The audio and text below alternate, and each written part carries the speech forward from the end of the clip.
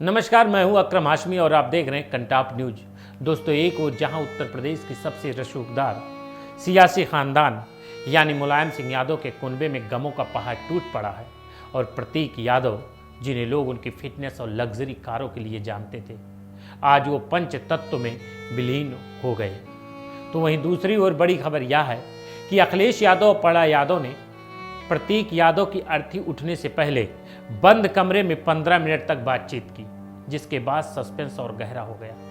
पहले से ही सवाल खड़ा हो रहा था कि कुदरती मौत थी या इसके पीछे कोई खौफनाक साजिश, लेकिन बंद कमरे की मुलाकात के बाद शक की सुइयां तेजी से चलने लगी हैं। साथ ही प्रतीक यादव के मौत के मामले में अब सीधे तौर पर NHRC एंट्री हो गई है, जिसने मर्डर के शक के दायरे की ओर बढ़ा दिया है।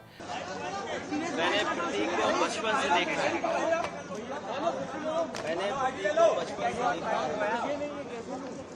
आज हमारे बीच नहीं है, बहुत दुख है। नहीं ले पाएंगे, मेरा सीना दबा हुआ है यार। नौजवान इसलिए था कि बचपन से ही उसे स्वास्थ्य के प्रति, अपने हेल्थ के प्रति और वो कुछ जीवन में आगे बढ़ कर के काम करना चाहता था। एक बहुत अच्छा लड़का जो अपने मेहनत से कुछ करना चाहता था। बहुत दुखद है वो आज हमारे बीच नहीं है। अखिलेश जी, लास्ट टाइम आपकी बात कब हुई थी? होनी चाहिए, जांच होनी चाहिए। बहुत होनी चाहिए, आपको लगता है जांच होनी चाहिए?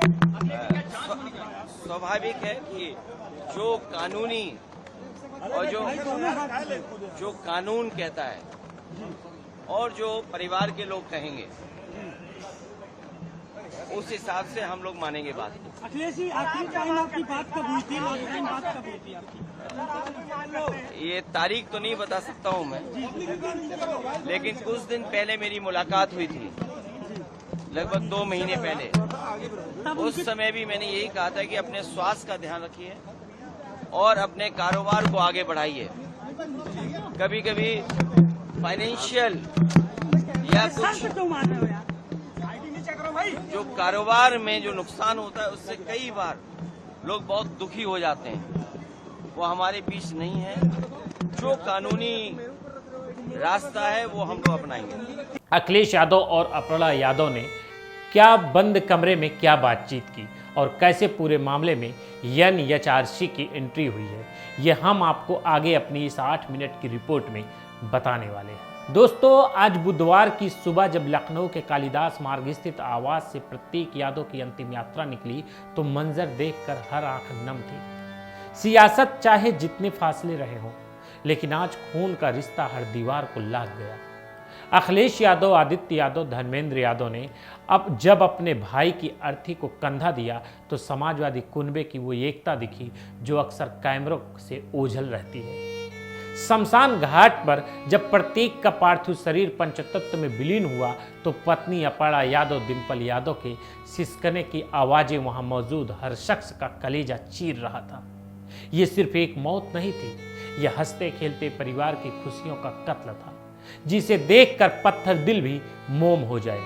लेकिन इस मातम के बीच एक ऐसा पल आया जिसने सस्पेंस की नई परतें खोल दी। जब अपड़ा यादव असम से लौटकर सीधे लखनऊ पहुंची तो घर का माहौल कयामत जैसा था। नन्ही बेटियां मां से चिपट कर रो रही थी।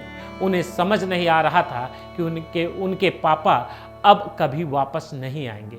इसी बीच अखिलेश यादव वहां पहुंचे और उन्होंने अपने भाई को श्रद्धा सुमन अर्पित किए और फिर कुछ ऐसा हुआ जिसे देखकर सब हैरान हो गए। अखिलेश और अपड़ा यादव एक कमरे में अकेले गए और दरवाजा बंद हो गया। करीब 10 से 15 मिनट तक दोनों के बीच बातचीत हुई। उस कमरे में परिवार का कोई दूसरा सदस्य, कोई तीसरा शख्स मौजूद नहीं था। क्या थी वो गुफ्तगू? क्या अपड़ा यादव प्रतीक की मौत से जुड़ा कोई ऐसा सच साझा किया जो दुनिया के सामने नहीं कह सकती? क्या फिर से अखिलेश अपने भाई के परिवार की सुरक्षा का कोई बड़ा वादा किया? सस्पेंस गहरा है, क्योंकि इस बातचीत के बाद दोनों जब बाहर आए तो चेहरे पर गम के साथ साथ एक अजीब सी गंभीरता दिखी। ये बंद कमरे की मुलाकात आने वाले दिनों की जांच की दिशा तय कर सकती है। हालांकि अभी कुछ कहना बहुत जल्दबाजी होगी, वहीं दूसरी ओर अभी प्रतीक की चिता राख ठंडी भी नहीं हुई थी कि इस मामले में मानवाधिकार आयोग यानी NHRC की एंट्री हो गई। डीके फाउंडेशन नाम की एक संस्था ने इसे सीधे तौर पर हत्या बताकर शिकायत दर्ज कराई है। याचिका में साफ कहा गया है कि प्रतीक यादव एक एथलीट थे, फिट थे, फिर अचानक कार्डियो रेस्पिरेटरी कोलैप्स कैसे हो सकता है। सबसे बड़ा सवाल प्रतीक के शरीर पर मिले उन एंटीमार्टम निशानों को लेकर। पोस्टमार्टम रिपोर्ट कहती है कि उनके शरीर पर 6 चोटें थीं। पहले 3 चोटें करीब हफ्ते पुरानी थीं, लेकिन आखिरी की 3 चोटें मौत से ठीक 1 दिन पहले की है। NHRC में दी गई शिकायत की मांग की गई है। इस मामले की जांच के लिए फौरन SIT गठन हो गया और फॉरेंसिक जांच किसी राज्य की लैब के बजाय केंद्रीय प्रयोगशाला में कराई जाए।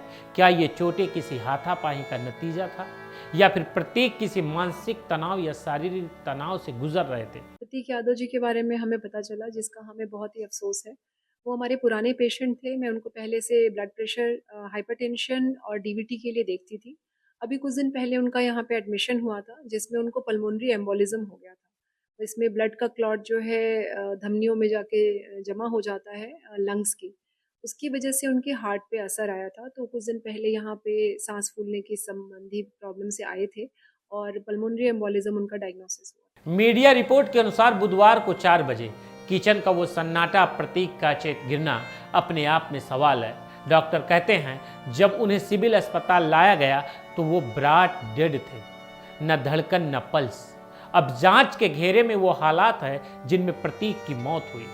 हालांकि डॉक्टरों ने कहा है कि चोटों से मौत नहीं हो सकती, लेकिन सस्पेक्टेड पॉइजनिंग का एंगल अभी भी हवा में तैर रहा है।